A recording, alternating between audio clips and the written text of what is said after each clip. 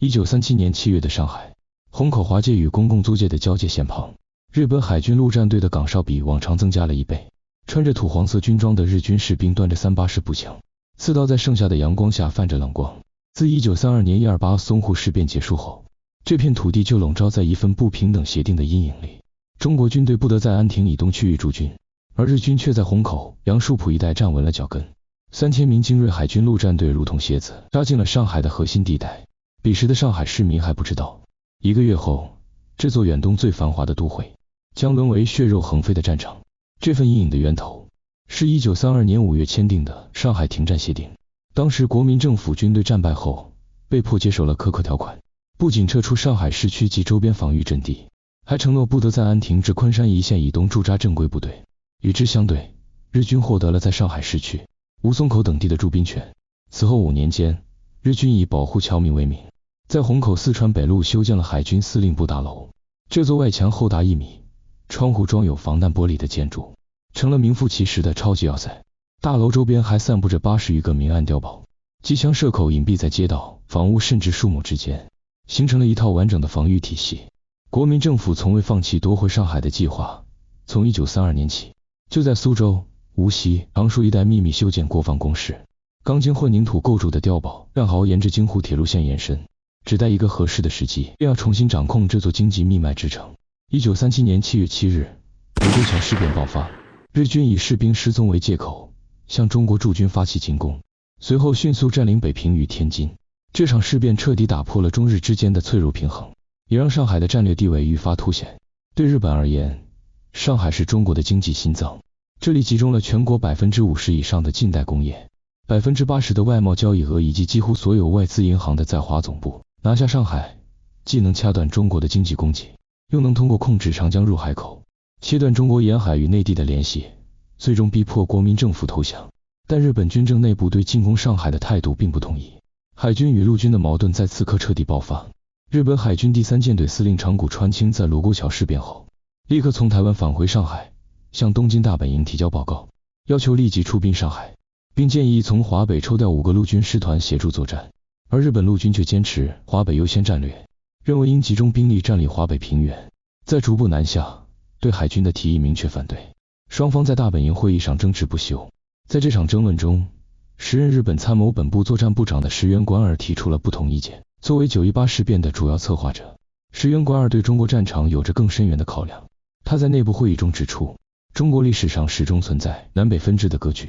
历朝历代要么依托北方力量控制南方，要么凭借南方资源抗衡北方。若日本同时进攻中国南北两地，将迫使中国形成统一的抗日战线，失去潜在的合作者。他主张日本应先稳固对中国东北的统治，利用20年时间消化东北的资源，再以东北为基地，逐步向中国内地渗透。同时，他认为应利用国共两党的矛盾，扶持亲日势力，避免直接与中国全民为敌，更要避免激怒英美等国，保持表面上的恭顺。然而，此时的日本已被军国主义情绪裹挟，陆军中下级军官普遍主张速战速决。石原莞尔的理性分析被斥为保守怯懦，他的战略主张最终被大本营否决。中国方面，国民政府主席蒋介石在卢沟桥事变后迅速做出反应。7月8日，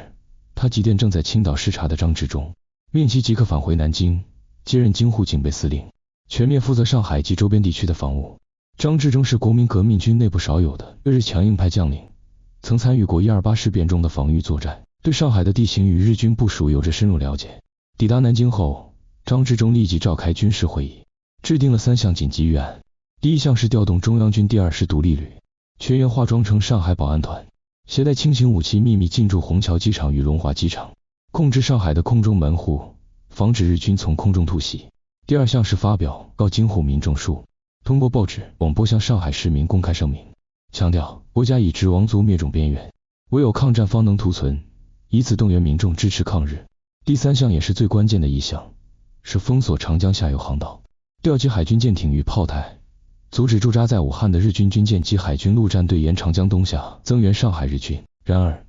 张治中的周密计划却因一名内奸的泄密而功亏一篑。当时担任国民政府行政院秘书的黄俊，早已被日本情报机构策反，成为潜伏在国民政府核心部门的间谍。他通过职务便利获取了张治中封锁长江的详细计划后，连夜将情报传递给日本驻南京领事馆，再由领事馆转报东京大本营与上海日军司令部。驻扎在武汉的日本海军第11战队接到情报后，立即下令所属军舰紧急起航，沿着长江周尾兼程赶赴上海，最终成功突破了中国军队的预想防线，与上海日军会合。此时的蒋介石对局势仍抱有一定的乐观判断，他依据情报部门提供的日军兵力数据分析，日本全国仅有17个常备师团，其中6个师团分别驻守朝鲜、台湾、琉球及日本本土，可用于对华作战的兵力最多不超过10个师团。而截至1937年7月底，日军已在华北地区部署了9个师团。蒋介石认为，日军若要增援上海，必须从华北抽调兵力，这将导致华北日军力量削弱，不符合日军华北优先的战略。基于这一判断，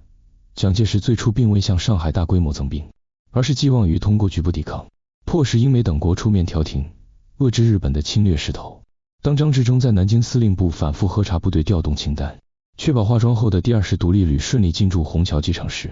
上海虹口的日本海军陆战队兵营内，一场秘密动员正在进行。日本海军陆战队上海特别陆战队中队长大山永夫正在宿舍内烧毁自己的书籍、信件等私人物品，他对着随身携带的武士刀鞠躬，口中默念着以身殉国的誓言。这位被日军视为忠勇典范的军官，即将执行一项旨在挑起全面冲突的任务。一场精心策划的冲突已在上海的空气中悄然酝酿，只待一个合适的时机，便会引爆这场改变中国抗战进程的大会战。